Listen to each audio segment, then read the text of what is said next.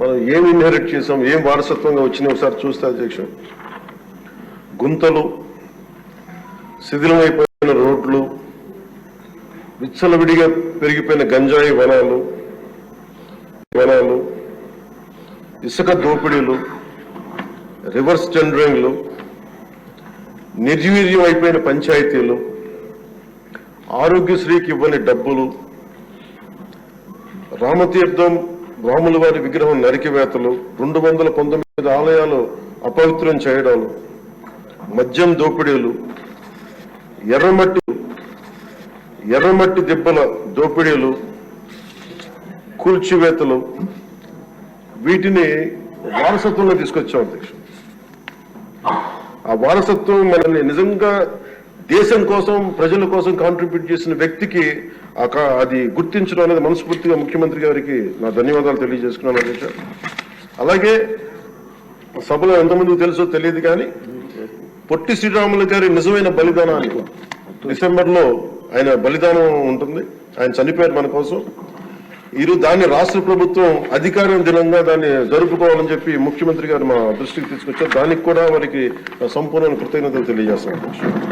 ఈ రాష్ట్రం ఎవరి బలిదానం మీద అయితే ఆధారపడి ఉందో, ఎవరి బలిదానం మీద ఈ రాష్ట్రం వచ్చిందో, అనేక లింగ్విస్టిక్ స్టేట్స్ ఎవరి బలిదానం మీద ఆధారపడి వచ్చిందో ఆ వ్యక్తిని రాష్ట్రం నిజంగా గుర్తించుకోలేదు. మొట్టమొదటిసారిగా దాన్ని గౌరవ ముఖ్యమంత్రి గారు దాన్ని ముందుకు తీసుకొచ్చి గుర్తించే పరిస్థితిని తీసుకురావడం మనస్ఫూర్తిగా వారికి నా అభినందనలు తెలియజేస్తాను అధ్యక్ష. అలాగే కన్యకా పరమేశ్వరి ఈ ఆవిరి బలిదినాన్ని కూడా అధికార దినోత్సవంగా జరుపుకోవటం నిజంగా వారికి మనస్ఫూర్తిగా నా ధన్యవాదాలు తెలియజేస్తాను అధ్యక్ష. గత కాలంలో ఫస్ట్కి సార్ నేను ఒక ప్రభుత్వ ఉద్యోగి కొడుకుని అధ్యక్ష.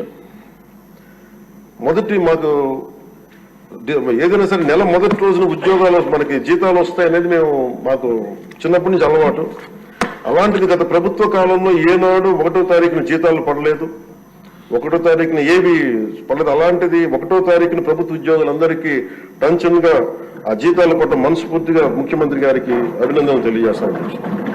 అలాగే 64 లక్షల మంది బెనిఫిషరీస్ కి, లబ్ధిదారులకి 4,000 చొప్పున వారికి 1000 రూపాయలు పెంచి మరి ఇవ్వడం మనస్ఫూర్తిగా వారికి నా అభినందనలు తెలియజేస్తాను. అది కూడా అందరం వెళ్ళి వారి చేతికి అంటే దీనికి ఏ వ్యవస్థ అవసరం ఉన్న వ్యవస్థని సమర్థవంతంగా వాడుకొని ఇంటికి క్యాష్ చేరవేయటం మనస్ఫూర్తిగా వారికి నా అభినందనలు తెలియజేస్తాను అధ్యక్ష. అలాగే పంచాయత్ డిపార్ట్మెంట్ సంబంధించి 1452 కోట్లు మేము ఇప్పటికి ఖర్చు చేసాం అధ్యక్ష.